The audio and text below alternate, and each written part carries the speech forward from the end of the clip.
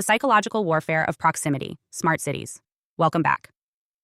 I'm Adeline Atlas, 11 times published author, and this is the Smart Cities Plus Internet of Things series. In the previous discussions, we've explored the technical infrastructure of smart cities, the sensors, cameras, smart meters, and endless connected devices that make these spaces intelligent and efficient. But there's another layer to all of this, something far more subtle and in many ways, much more dangerous. This is the psychological manipulation of proximity, the invisible boundaries being placed around your every movement, action, and decision. The power of proximity in smart cities isn't just about location or geography. It's about how close the system allows you to get to certain resources, opportunities, and experiences. The more the system knows about you, the more closely it controls your ability to move freely within that space. Proximity, more than just location. When we think about proximity, we often focus on physical distance, how far away one place is from another. But in the context of a smart city, proximity doesn't just refer to how far you are from a certain building or resource. It refers to your position within a larger network, a network of data points, algorithms, and AI that monitor and respond to your every move. Proximity, in this sense, is about the digital zones that are constantly being created around you, forming a digital cage within which you are allowed to operate. In a traditional city, your proximity to services like schools, hospitals, shops, and workplaces is determined by geography, your income level, and your choice. But in a smart city, proximity is algorithmic, and it's determined by the data that's collected from you every second of the day. It's not just where you live, it's how much data you provide, how predictable your behavior is, and how aligned you are with the goals of the system.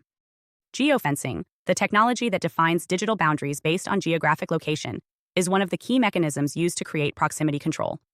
You probably already interact with geofencing daily without realizing it. When your phone's GPS triggers an app to open as you enter a store, or when your car's GPS directs you to the nearest gas station, that's geofencing in action. But in a smart city, geofencing isn't limited to consumer interactions. It's used to control human movement. Digital zones, from open city to contained territory. Imagine this. You live in a city that's equipped with smart sensors, real-time data tracking, and biometric monitoring. These sensors don't just track where you are, they track how long you stay there, who you interact with, what you're doing, and even how you feel. These sensors create digital zones that control what you can access based on your personal data. These digital zones aren't static. They change and adapt based on your behavior. You walk into a coffee shop, and your digital identity triggers the system to offer you a coupon. You enter a district, and your location is automatically logged. This sounds harmless enough, right? After all, personalized experiences are supposed to be convenient.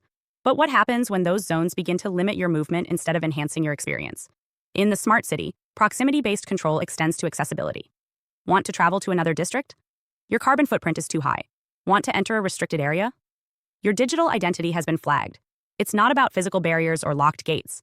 It's about digital fences that limit your freedom to move based on your compliance with the system. Smart cities employ geofencing and location-based access systems to control who enters certain areas, what resources are available to you, and how much you can use. A simple example might be the smart city grid system that adjusts your access to utilities based on your personal energy consumption or carbon footprint. If you exceed certain limits, your access to energy could be restricted. Your ability to move freely in the city could be limited, or your access to resources like transportation could be denied. This isn't just about data for efficiency's sake. It's about data for control. By tracking where you are, what you're doing, and who you're with, smart cities can restrict your movement at any time based on your profile.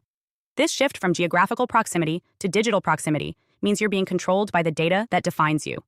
The role of digital identity in proximity control.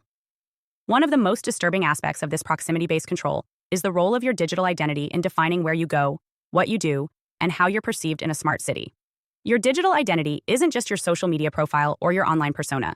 It's the sum total of your data footprint, where you've been, what you've bought, where you've traveled, what you've consumed, who you've interacted with, and how you behave.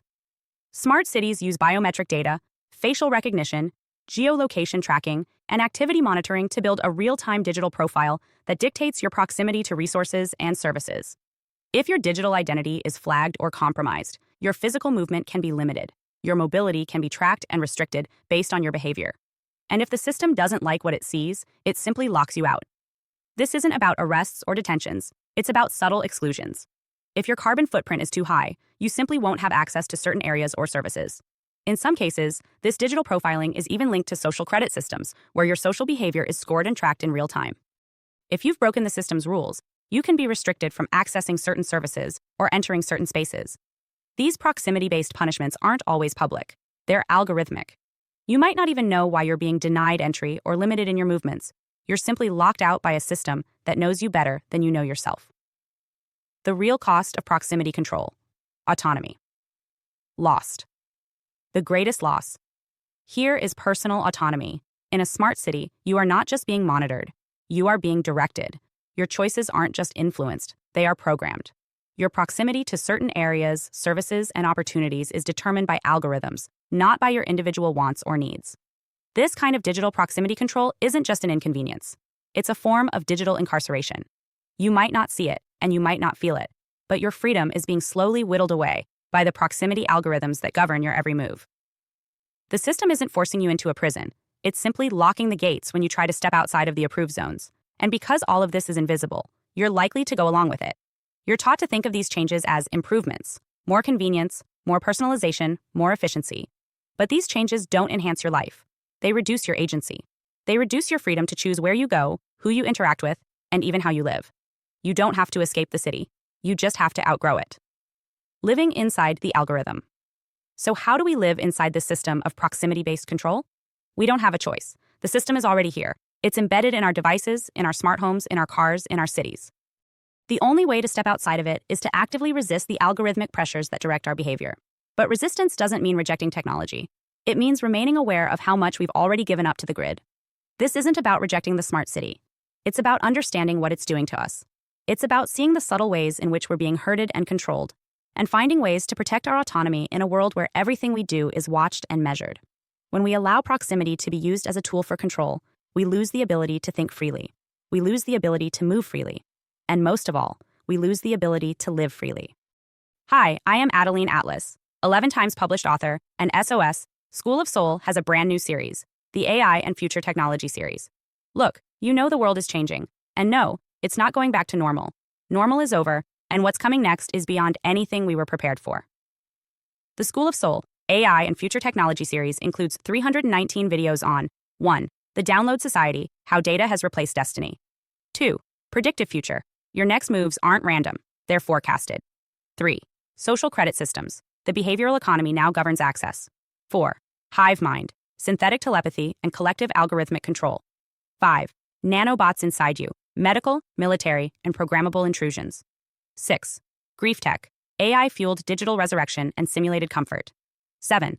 Uploading your mind, consciousness transfer, and data-based identity. 8. Deep fakes plus AI clones. The replication of reality and identity theft. 9. Quantum humans, the merger of biology with quantum systems. 10. Digital afterlife, where your data goes when you die. 11. Resurrection science, reviving life through synthetic methods. 12. Immortal science, the end of death as we know it. 13. Longevity science, gene editing, anti-aging, and bio-upgrades. 14. Designer babies, engineered perfection before birth. 15. Artificial wombs, birth decoupled from the female body. 16. 3D printing, printing organs, limbs, and even humans. 17. The humanoid era, the rise of synthetic beings among us. 18. Legacy humans, the slow phase-out of unmodified analog people. 19. Smart cities, algorithmic environments that watch and decide. 20. Cloud-based societies, citizenship without borders or bodies. 21. Hackable humans, emotion, memory, and behavior under code. 22. Biometric scanning, your body is your password and your prison. 23. Sex tech, intimacy reprogrammed by machines. 24. Extinction of gender, fluidity, deletion, and design of identity. Every topic is fully explored with real-world technologies, patents, case studies, ethical analysis, and future forecasts. These aren't someday discussions. This is already happening. Join the SOS School of Soul Vault to overstand the future before it's implemented on you.